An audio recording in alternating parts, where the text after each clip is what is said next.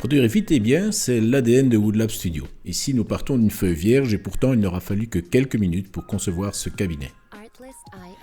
Voici mon volume de départ. Je dépose un montant gauche et je lui assigne cette fonction via le menu déroulant « Catégorie ». Assigner une catégorie aux pièces permettra par la suite une gestion simplifiée. Je dépose maintenant un dos représenté par un volume. Ceci déclenche une fenêtre contextuelle à gauche me permettant de gérer le dos en rainure, mais aussi le matériau, dans ce cas-ci du 8 mm. Comme on peut le constater, j'ai deux aisances en profondeur et en largeur. Je dépose maintenant une traverse haute ou plafond, j'assigne la catégorie et je choisis toujours le matériau. Je répète l'opération pour la traverse basse ou aussi appelée fond, tout en n'oubliant pas la catégorie. Je dépose maintenant un volume représentant les faces de tiroir. Ceci déclenche une fenêtre contextuelle via laquelle je gère les recouvrements et la répartition, ici en 3 hauteurs identiques. Regardons de plus près. À chaque face de tiroir correspond un volume de réception. Celui-ci est destiné à recevoir mon tiroir. Je vais dans mon catalogue et je choisis un tiroir Bloom en tarot type M. Je vais donc déposer ce tiroir dans chacun des 3 volumes.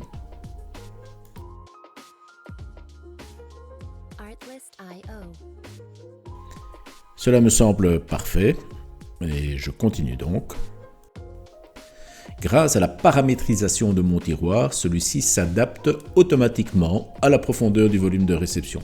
Et en plus, le bordereau des quincailleries est mis à jour avec la bonne référence des coulisses. Grâce à la catégorisation des pièces, je peux facilement assigner une configuration de matériaux. Ici par exemple, le cabinet est en mélaminé blanc et les faces de tiroir en imitation bois. Je change d'avis et je choisis du mélaminé blanc pour l'ensemble. Passons maintenant aux étapes pour la production. Voici le bordereau des pièces et des matériaux automatiquement détectés.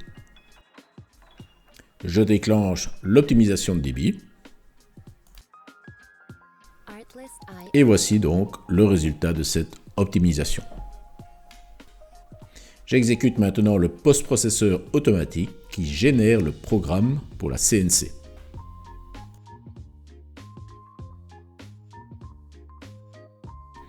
À droite, un aperçu du programme.